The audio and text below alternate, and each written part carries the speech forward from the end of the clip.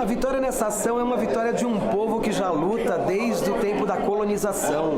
Nós não queremos nada de diferente do que as outras pessoas esperam também. Comunidade de terreiro é um espaço de dignidade, de benfeitoria. Religião é aonde a pessoa coloca a sua fé. Então, umbanda, candomblé, tambor de mina, catimbó é religião. E se alguém acha que nós não temos o direito, nós temos que ir à luta, lutar com unhas e dentes, como dizia meus antepassados, para nós chegarmos lá.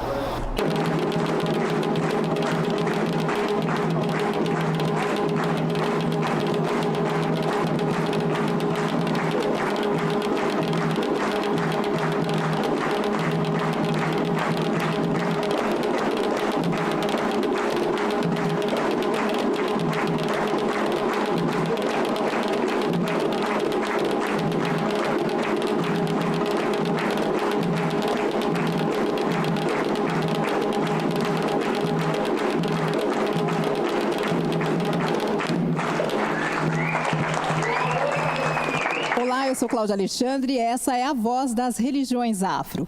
Eu estou aqui com o Dr. Edio Silva Júnior. Nós ouvimos um toque ao orixá Xangô, é isso? Pois é, Xangô foi citado no Supremo Tribunal Federal e foi muito bonito ver na fala dos ministros a citação ao Xangô. O símbolo de Xangô remete a um símbolo universal de justiça.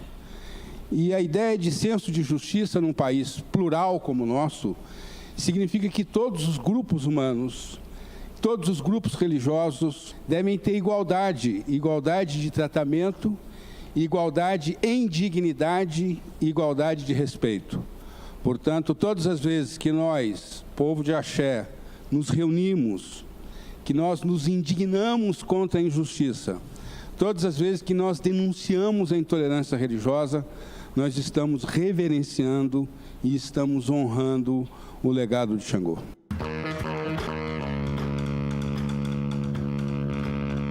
Mais uma vez, nós estamos aqui, então, para fazer valer o direito de resposta e fazer valer a democracia e a liberdade religiosa. Somos diferentes, somos diversos, mas somos iguais em direitos e no exercício da cidadania.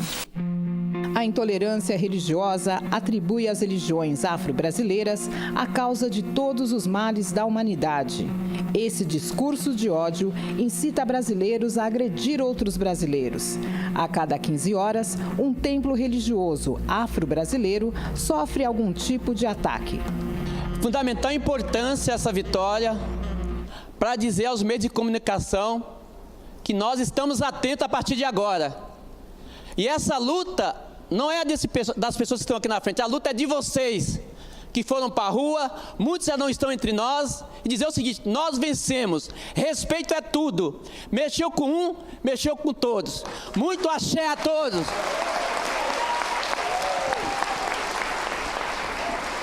Em 2003, houve uma manifestação na Avenida Paulista de muita saudosa memória, e eu gostaria de saber, Paulo Mansur, quem esteve lá em 2003? Quem esteve lá? Olha que maravilha, o tanto de pessoas estiveram lá. E eu queria falar com mãe Carmen de Oxum. Queria ver minha mãe, primeiro de tudo, sua bênção. Segundo de tudo, o que a senhora achou daquele dia? Quais as lembranças que a senhora pode trazer para a gente daquele dia? As lembranças são extremamente fortes, me remete, me volta ao passado, me volta a sentir saudade de pessoas que lutaram bastante, que fizeram muito para que esse dia também acontecesse. Muitos dos nossos que estavam lá já se foram, mas nós tínhamos na época a referência de Pai Joãozinho, da Sete Pedreira, de Pai Sidoim, da Oxum, a caravana da Mãe Dango, junto com o Tiãozinho, que na época era nosso deputado, nossa referência, inclusive, até um adendo, Tiãozinho, não podemos nos esquecer que o senhor foi o primeiro deputado estadual a entrar na LESP com os tambores, né? Ficou na minha memória a perseverança do povo de Santo. Isso me deixou muito animado e fiz questão de vir aqui hoje justamente para comemorar com esse povo que é perseverante. Vocês estão no meu coração. Axé, maravilhoso! Cláudia Alexandre, voltamos para você. Eu gostaria de saber o que originou, o que deu origem a essa manifestação, a esse ato e também ao processo.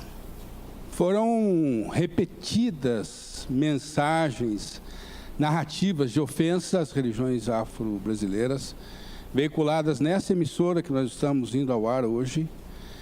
E nós, então, ingressamos, primeiramente com uma representação. O nosso eterno deputado Tiãozinho, do PT, foi um dos articuladores dessa representação. Por meio da representação, esta emissora e a outra emissora, que é parte nação, recusaram um pedido administrativo de resposta. E, então, em parceria com o Ministério Público Federal, nós ingressamos com um direito de resposta coletivo, que talvez tenha sido uma das ações que mais tempo se prolongou no Brasil, porque na primeira instância ela levou 15 anos para ser julgada e depois mais 2 anos de apelação. E aí nós, então, ao invés de aguardar que os recursos para Brasília fossem julgados, por iniciativa do Ministério Público Federal, nós assinamos um acordo, e é o acordo que garante que essa resposta hoje vá ao ar. Não é uma ação simples, é uma ação de relativa complexidade processual, isto é, quem deve julgar, se deve executar agora, etc. São vários aspectos processuais que normalmente acarretam uma demora maior. Eu fiquei a pensar, foi uma ideia que me ocorreu, se mesmo agora, a essas alturas do campeonato, tanto tempo depois, e já no âmbito do tribunal, se não havia espaço para, quem sabe, a gente tentar um acordo. O professor Edio, e nós nos reunimos também com lideranças, né, das religiões de matriz africana, foi uma conversa assim, muito sincera, muito bacana. Eles disseram que a gente podia tentar esse acordo. Eles liberaram. Eu, então, liguei também para a parte adversa, para o pessoal ligado à Rede Record, e também aqui eu fiquei muito surpreso, porque eu encontrei, assim, uma acolhida muito grande, né? Achei que eles estavam, assim, muito dispostos a conversar, gostariam de saber quais seriam os termos do acordo. Nós estávamos claramente na perspectiva de que um acordo implica sempre cedências recíprocas, quer dizer, haveria perdas, né? Mas nós estávamos mais preocupados com os ganhos. Pai Alabi, eu queria que o senhor falasse da religião. Para um religioso ter recebido aquelas ofensas. Muitos traumas, né? Muitos traumas, eu acredito que não só para mim, como sacerdote da religião, mas para muitos dos meus irmãos que tinham que ouvir, né? Aquelas ofensas, né? Eu mesmo, na qualidade de sacerdote, eu sentia que algo ia vir a nosso favor, porque Xangô sempre esteve com a gente. Pai Cássio, como é que o senhor viveu esses tempos todos de demora para o resultado dessa ação? Quando o doutor Edio, quando o Tiãozinho, quando todos os presentes se movimentaram, eu tinha uma enorme esperança que nós iríamos vencer. Eu sabia da dificuldade, mas a esperança é algo que cala fundo dentro do coração do povo do santo, do umbandista. Então um dia viria a vitória. Tardou, mas chegou. Perfeito. Doutor Daniel. Então, eu até queria ressaltar essa dimensão também, porque havia um ineditismo nessa tese também, e que inclusive ficou cristalizado no julgamento no TRF, isso independentemente do acordo, isso está lá como julgado, que é um direito de resposta manejado pela tutela coletiva. O que é esse palavrório jurídico? É você optar coletivamente por um direito de resposta a partir da Lei de Ação Civil Pública. De fato, quando a gente pensa coletivamente o exercício de direitos, é que a gente pode chegar mais longe. Por isso que eu estou muito emocionado. O desafio hoje aqui foi segurar a emoção, depois de tanto tempo, depois de toda essa história de luta, e a gente coletivamente ter um desfecho que finalmente vai para o ar. A polícia corria atrás e descia o couro em quem era da Umbanda, do Candomblé, né? Nós não podemos retroceder nas conquistas e nos direitos. O mundo atual exige de nós determinação, disposição de luta, no sentido de não permitir nenhum retrocesso, nenhum passo atrás na proteção do direito à vida e na garantia da liberdade religiosa. Nós estamos pedindo que vocês nos conheçam para depois vocês saberem o que falar sobre a nossa religião. Venha perguntar para nós que vocês vão saber que a nossa religião é tão boa quanto qualquer outra. Axé. Doutor Edio, havia alguma possibilidade de não ganhar a ação? Nós estávamos lutando contra emissoras poderosas que contratam bancos de advogados pelo país, não é? Que tem influência na política, que tem influência nos palácios do governo. E quem nós éramos contra esse poderio? Nós éramos pessoas que acreditavam na justiça, mas que os advogados nem de longe têm condições materiais, econômicas, de fazer frente ao poderio que essas emissoras têm. Eu diria que foi uma luta de Davi contra Golias. A junção da pressão política do povo de Axé e a destreza dos advogados é que evitaram o não. Mas nós, com certeza, poderíamos ter morrido na praia, tanto que a ação na primeira instância levou 15 anos até ter uma sentença. Obviamente, a pessoa que não se sente contente com a decisão judicial de primeira instância sobe para o tribunal e assim sucessivamente. Nós achávamos que eles estavam dentro do direito, mas você veja bem, nós discutimos liminarmente 13 anos. Esse processo desceu da maior corte do Brasil, voltando para a primeira instância para julgar mérito. Mérito ganhamos também. Subimos para o tribunal, fizemos sustentação oral no Tribunal Regional Federal aqui de São Paulo, ganhamos também por votação unânime. Por votação unânime, foi assim um sucesso.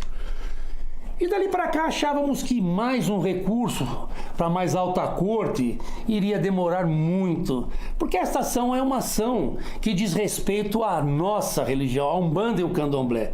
Não é uma religião que não é um assunto de interesse da sociedade. Portanto, essa ação iria ficar lá um bom tempo.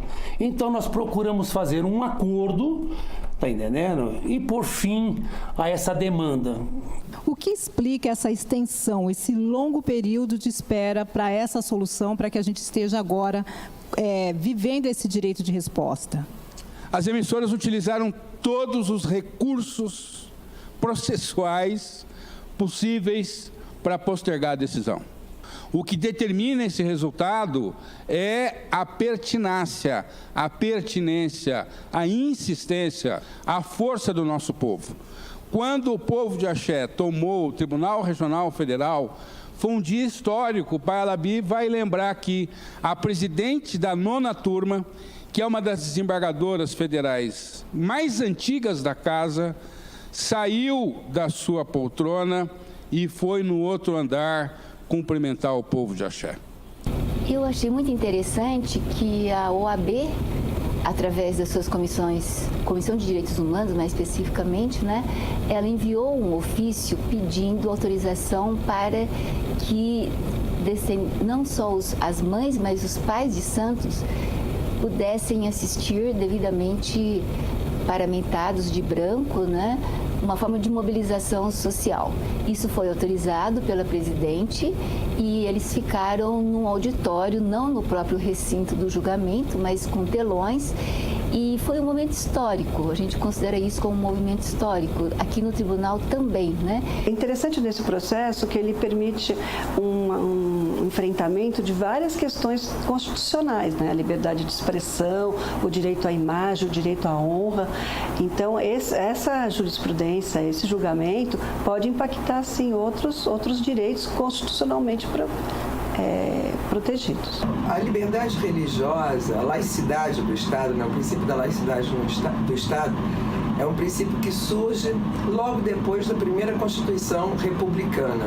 Não se deixe abater pela opressão e lute pelo seu direito, porque ele está acima de tudo. O direito que você tem de professar sua fé, o direito que você tem de praticar o rito de sua fé, o direito que você tem de expressar a fé que você tem, ela é igual para absolutamente todos e ninguém pode impedir isso. Bom, eu vou perguntar para todos o que mais precisa ser feito para que a gente acredite sempre na justiça de Xangô. Cada vez mais a gente não pode deixar passar. Então, mais do que a gente está fazendo aqui hoje é fundamental, que a gente sim se encontre mais, mas cada vez mais pensando várias dimensões, quando a gente pensa o racismo religioso, quando a gente pensa outras questões também, para que a gente não deixe passar. Perfeito. Pai Alabi, o senhor. Eu queria dizer o seguinte, que a nossa religião, né, o nosso candomblé, é um candomblé de todos, do negro, do amarelo, do branco. Veja quantos brancos tem aqui e quantos brancos têm defendido a nossa religião. Então, houve essa mudança muito grande nas nossas casas de candomblé. E não sei se fugir da sua pergunta, mas isso aqui estava aqui dentro e eu precisava falar. O senhor, Pai Cássio. Para que a força de Xangô se faça valer, é necessário que cada um de nós aqui presentes, foi necessário que aqueles que já se foram, será necessário que aqueles que virão tenham fé. A fé é o que nos move e é o que nos dá a certeza que a força de Xangô e dos orixás jamais irá falhar. Tá certo. O senhor mesmo. A pluralidade é a nossa marca característica. Isso não nos faz diferentes nem inferiores em relação a qualquer outra religião. O que nós vamos fazer com essa pluralidade é que pode nos fortalecer. A maioria da macumba hoje, inclusive eu constatei isso em estatística, é branca. E esses brancos, quando são identificados no trabalho, na universidade, etc., com a macumba, vão ser tratados que nem preto, porque a marca que eles trazem é a marca da religiosidade de preto. Então nós temos que fortalecer a nossa unidade, temos que fortalecer a unidade com a Umbanda, temos que fortalecer a unidade própria, inclusive, dentro do candomblé. É todo mundo macumbeiro, nego. Eu quero agradecer ao Pai Cássio, Pai Alabi, Dr. Daniel, Dr. Edio Silva Júnior. Eu agradeço a oportunidade, parabenizo, porque também fiquei orgulhosa, porque eu também sou uma sacerdotisa de Umbanda e porque os meus filhos, o meu povo também esteve sofrendo junto. Obrigada, gente. Boa noite, bom descanso.